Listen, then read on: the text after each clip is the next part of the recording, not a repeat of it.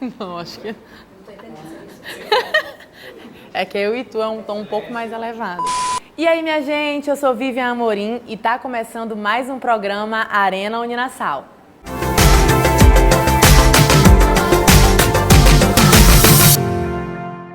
E o tema de hoje é liberdade de imprensa. Para falar sobre esse assunto com a gente, temos a presença da professora e doutora em comunicação, Nathalie Queiroz. Seja bem-vinda, Nathalie. Obrigada, Vivian. E para dar aquela dica na redação, a professora Fernanda Pessoa também está aqui. Estamos em mais um programa. Mais um.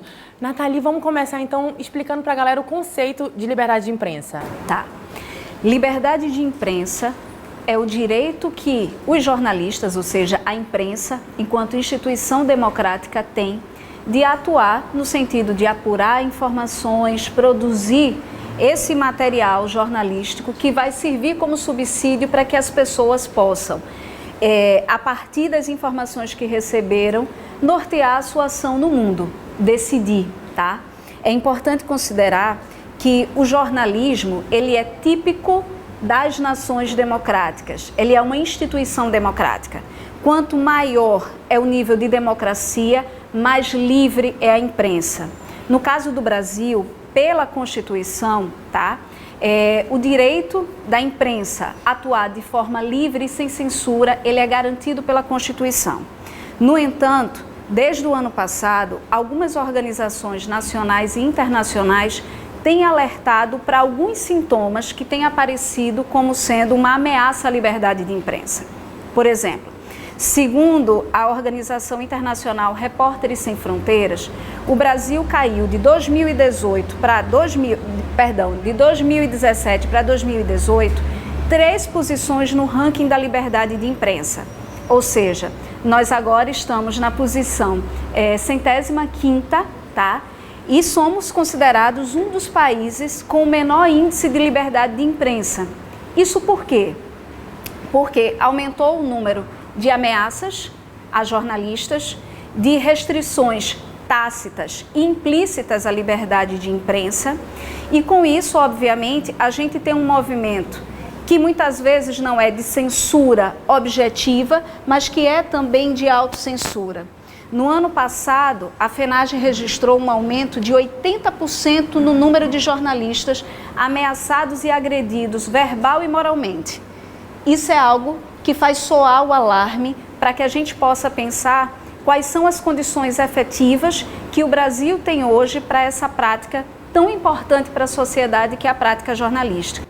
Mas existe um limite para isso? O jornalista ele pode ser tendencioso no que ele escreve? O jornalista não deve ser tendencioso no que escreve. O jornalismo, ele é uma instituição que incomoda. E por que incomoda? Porque o seu papel é justamente garantir a pluralidade de olhares, tá? É o papel de provocar, de trazer diversas versões sobre um determinado fato. E, obviamente, incomoda os poderes constituídos esse colocar-se no lugar do contraditório. Eu gosto muito de uma expressão de Milor Fernandes, que ele dizia o seguinte, que jornalismo é oposição, o resto é armazém de secos e molhados. Então, o bom jornalismo ele tem que ser plural, ele não pode ser tendencioso, ele tem que seguir os princípios éticos e tem que seguir aquilo que está garantido na legislação. E qual é a diferença entre liberdade de expressão e liberdade de imprensa? Liberdade de expressão é o direito que todo cidadão e cidadã tem de manifestar as suas ideias, os seus pensamentos, tá? Sem censura.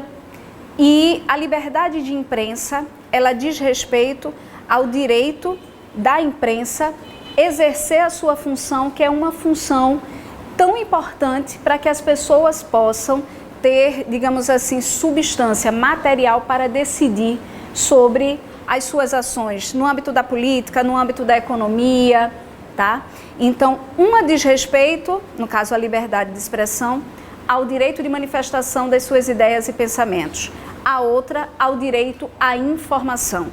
Então, você tem as duas se complementando, mas que têm naturezas diferenciadas. Uma coisa importante, tá, gente? Ainda mais num tempo em que a gente vive com tantos discursos de ódio e com tantos ânimos acirrados.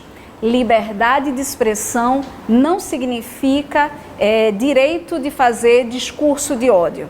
Então, se eu penso algo e eu verbalizo algo que ofende moralmente, que é um comentário racista, homofóbico, preconceituoso, eu não estou garantindo o meu direito de expressão. Na verdade, eu estou violando o direito de outra pessoa, né? E utilizando uma arma tão potente para a garantia de direitos e para a consolidação da democracia, que é a palavra, que é a voz. Essa linha tênue seria um bom gancho ali para a redação, né, professora Fernanda? É interessante porque é um tema muito atual, né? É um tema que precisa ser discutido. Na verdade, eu acho que hoje é mais discutido do que em séculos passados. Isso não era assunto, não tinha como ser assunto, mas é uma questão ou é um assunto que, ao longo do nosso processo histórico, a gente percebe que essa falta de liberdade, ela sempre foi uma questão estratégica e que não é um ponto que acontece somente no Brasil. Então, mais uma vez, a gente tem um assunto que repercute no que a gente percebe que acontece hoje, com essa linha de extremismo, quando o assunto é opinião ou liberdade, tanto de imprensa quanto liberdade de expressão. Mas se a gente faz uma análise um pouco desse processo histórico, a gente percebe que Maquiavel, por exemplo, quando escreve O Príncipe, ele dá dicas à família Médici de como tentar manipular as informações na Itália para que ele conseguisse se manter no centro da credibilidade. Então, assim, fica até a dica aí para a redação, quem quiser ler, O Príncipe é de uma leitura fácil, já tem hoje em PDF, pode ver na internet, e o capítulo 18, especificamente, fala sobre essa necessidade de manipulação da informação para fazer com que o processo não seja tão livre como estratégia. Então, é uma questão que, dentro de um processo histórico, termina sendo algo estratégico. Trazendo para a análise de Brasil, a gente percebe que a nossa primeira Constituição, que foi em 1824, não falava sobre nenhum tipo de liberdade, 2 anos depois da independência do Brasil.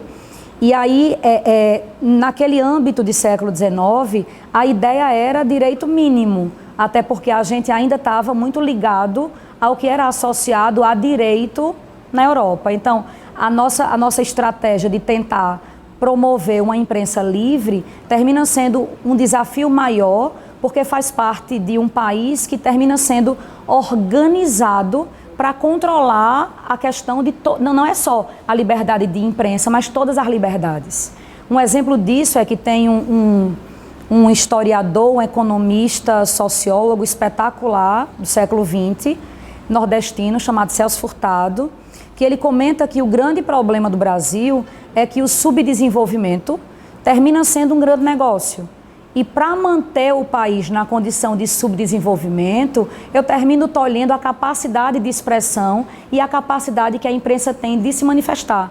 Então, dentro de uma redação, eu preciso desse aluno que tenha essa capacidade de fazer links e fazer pontes para mostrar-se uma pessoa completamente atualizada, que consegue comparar um processo associado a Maquiavel no começo do século XVI a um processo que a gente percebe ser completamente atual e que precisa de verdade ser combatido. Existe algum assunto, professora, que fique muito complexo para ser abordado junto com liberdade de imprensa, algum assunto que não deve ser abordado pelo aluno? A gente falou aqui da semelhança ou da dificuldade entre a diferença de liberdade de expressão para liberdade de imprensa. Existe algum assunto que você não aconselha, não deve ser escrito num tipo de redação como essa? O aluno tem que ter muito cuidado com qualquer tipo de extremismo. Nós precisamos incentivar nos jovens a necessidade de liberdade. E a minha liberdade está até onde a liberdade do outro vai. Então, eu preciso fazer valer a Constituição de 88, que está diretamente associada a uma garantia de conquistas. Nós conquistamos em 88 o que desde a Revolução Francesa vem se tentando. Né? A gente tem a Revolução Francesa, só tentando pegar um link, que foi em 1789, depois da Revolução Francesa, o documento foi a Constituição do Homem e do Cidadão, e a gente tem a nossa Constituição muito amparada no que vem sendo discutido desde o século XVIII. O Brasil consegue efetivar uma garantia de direitos no fim do século XX, que vem sendo discutido na França desde o século XVIII, por exemplo. E aí, depois da Segunda Guerra Mundial, a Organização das Nações Unidas vem com a Declaração Universal dos Direitos Humanos, que também tem associação com esse documento pós-Revolução Francesa, e chega à Constituição de 88, que nos garante essa liberdade sem infringir direitos. Então, a gente tem que ter cuidado para não abordar um tema a partir de uma visão extremista. O cidadão do século XXI é um cidadão que precisa combater de forma crítica e inteligente qualquer tipo de extremismo, porque todo e qualquer tipo de extremismo mata. Então, evite não só na redação, mas na vida, qualquer tipo de visão extremista, até porque é muito importante que a gente consiga avançar na conquista de direitos e na efetivação dessas conquistas. Não basta que eles estejam no papel, que esses direitos estejam no papel. Sim, e ainda falando da abordagem desse tema de liberdade de imprensa na redação, seria melhor abordar como problemática ou por um ponto positivo, com benefícios? Ótimo. Como a liberdade de imprensa é uma conquista, é algo positivo.